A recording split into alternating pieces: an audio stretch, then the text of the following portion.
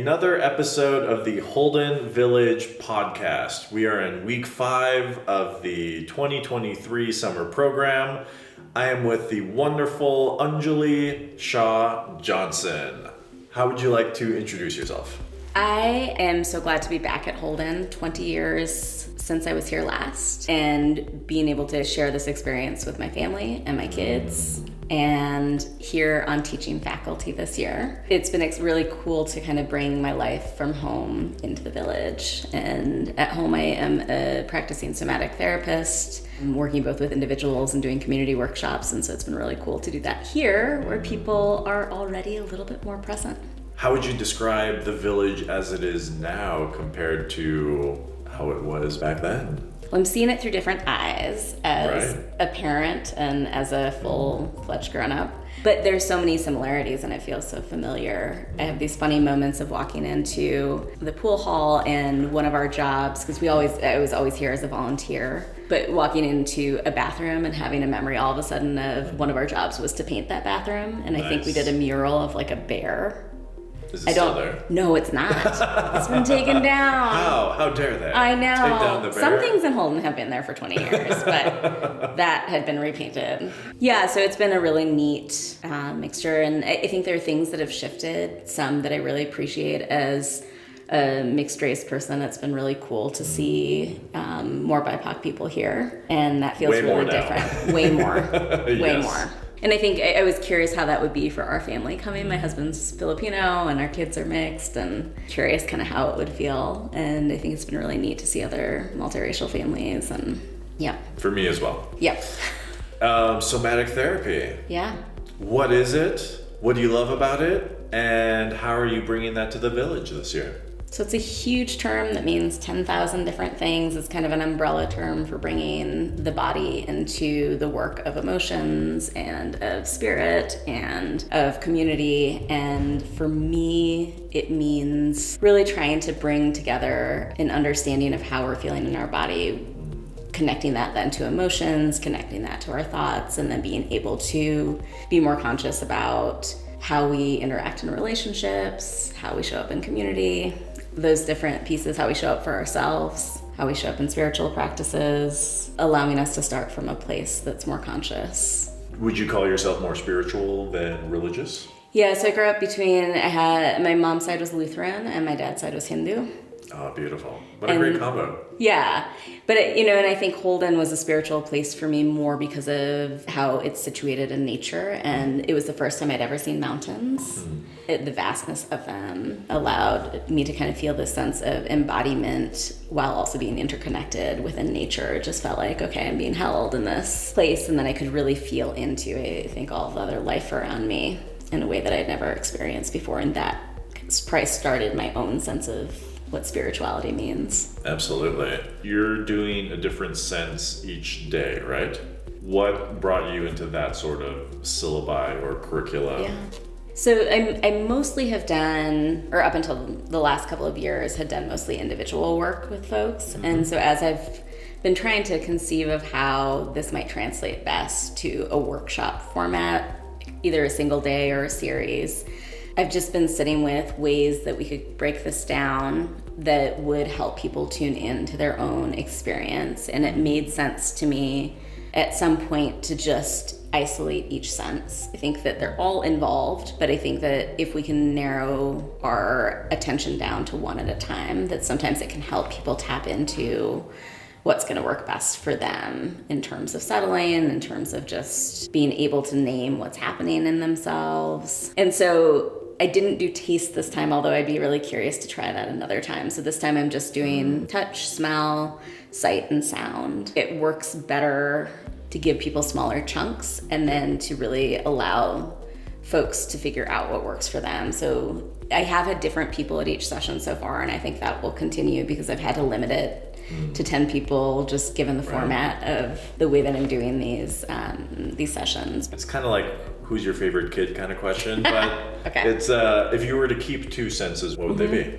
I think I would do smell and touch. Some of the conversations I've been having with the neuroscientist here are about smell is the sense that's most directly connected to memory. And smell works differently than the other senses, and then it skips the thalamus. Ah, fascinating. And it really kind of goes directly to the amygdala. And so it has just a very quick response in terms of our own sense of either safety or protection, or, I mean, of course, there are lots of neutral smells, but I think that's fascinating. And I think I would want to maintain my ability to connect to memory at this really deep level through the sense of smell. And I think touch, it touches the first sense that really arrives, and it's then our last sense to go. And I think that's fascinating, that you could really have access to no other sense, and you'll still be able to generally feel touch. Totally.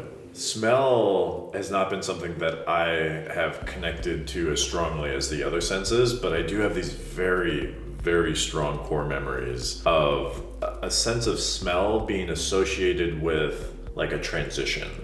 So we lived in Southeast Asia during the school year when I was younger, but we'd always come to Central Washington in the summer. Whenever we went back in September for the beginning of the new school year, there was always a smell, and the only way I know how to describe it wasn't a physical smell, it was like the smell of newness, like a new something.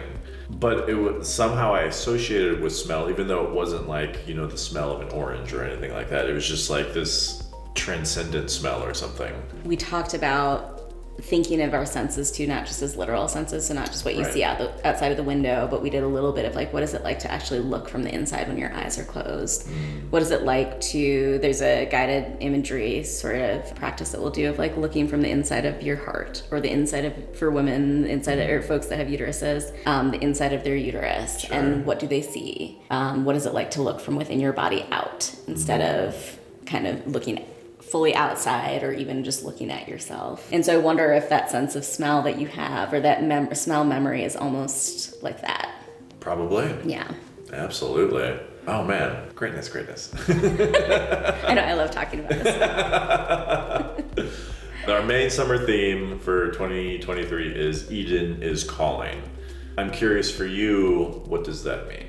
I had to do a little bit of searching to understand what it meant, but what I came to is that it meant finding a way to come back to a place of interconnectedness, to come back to a place of self. Yeah, with the work that you do in, you know, grounding in the body, it's a very essential step towards what one might experience Eden.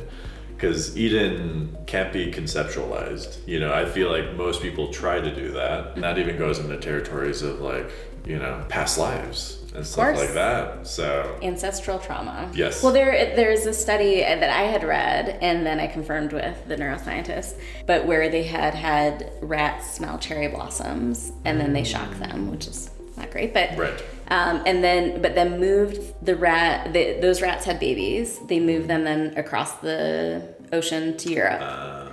They checked on those rats. They did the same thing then for 5 generations, and still 5 generations later, if the rats smelled cherry blossoms, they would startle. And I thought, I mean, it's just fascinating, right? These things that we have absolutely no actual narrative memory for. We may or may not know the stories depending on how good our families are at passing down stories of lineage, and that we're walking around having responses to things all the time and maybe making up stories. Oh yeah. I make up stories all the time. Yeah, because we want to know. That's a human thing to want to understand. Yeah. I want to seem very important. Yeah. Or you just want to have something to contain it, right? Right, totally. Like, I want a story for this. Someone asked me why. I want to have an answer. Yeah. On the topic of stories, are there any stories that come to your mind right now that have been important to you? Well, I think it's fascinating how much you can tell a story without words by just putting your body in a specific position. And I think that's what draws me into somatic therapy, or what keeps me interested in it, is how many stories our bodies are telling that are not conscious. That as I'm meeting with somebody, or even looking around a group, that I have some sense of the story of that person. Even maybe stories that they don't yet, or are not yet consciously aware of. Right. If there was one silly thing that you would want for the world, just like a change in the world, what would it be? This actually connects to Holden. Excellent. Not intentionally, but the silliness of Holden. I think the number I was telling my husband, because I've been here once or twice when they've done the school bus routine on the first day of school, and just to allow things to be a little bit less serious. And there's such an element of improv in that too. Sure.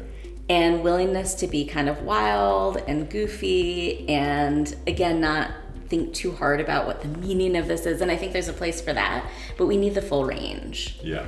And as somebody who probably more naturally and for a variety of reasons leans towards the more serious end, I really appreciate the levity and lightness when it comes. So even we haven't seen as much this time, I think, just given when we've been here, but they had us do the wave in the dining hall, and it was just silly, and it made everyone laugh. And like that laughter together, I think, can really shift the way we all see each other and see the world and interact. You don't come off as a very serious person. Not that like, not that you don't do serious work, but I sense levity from you. Yeah, so. I think I've begun to appreciate it more as I've gotten older and really sought out play and creativity, and that was in me too, but maybe, I went a little too far on the other side for a while. Sure. And we talked about, I think I always picture coming up to Holden just sitting on a rock and like reflecting, and there's some of that, but I also think there's just a lot of leisure time, and there are a lot of interactions that are unplanned, and there's spontaneity that is sometimes harder to come by. Rocks are amazing. Rocks are amazing. There's some really good ones to sit on and reflect. They really are. There's a special one right as you're heading up to Heart Lake. Got pictures there from when I was, I think, 13 and 15. And yeah, it's a very special rock. Hopefully I could still identify it. I don't know. Is there anything else you would like to say? Perhaps something you've always wanted to say but don't get the opportunity to? Or it doesn't have to be that dramatic? I know, that's a really big ask. I know, right? Something you've always wanted to say. The silly thing that's coming to my mind, so I'll just say it out loud, is I've always been curious about what the heck a monkey bear is. A monkey bear? Yeah, for the Monkey Bear Falls. The monkey bear. Excellent. That's I've never heard anyone ask about the monkey bear. Really? Right. Either everybody knows, and I don't. You don't know either? I have no idea. Yeah. It's not a real animal, right? I mean... I just learned about another new animal that looks like, or is like a gopher kind of thing that I didn't know existed. The pine marten? Yeah, I'd never heard of those. Oh, the pine martens they're incredible. They're big, right? Kind of? They're weasel-like, a little bigger. Yeah, I just saw one take care of a squirrel the other day. I thought they ate the chipmunks. They do. Oh. Take care of... Yeah, sorry. Oh. Coming from my perspective, I'm like imagining the pine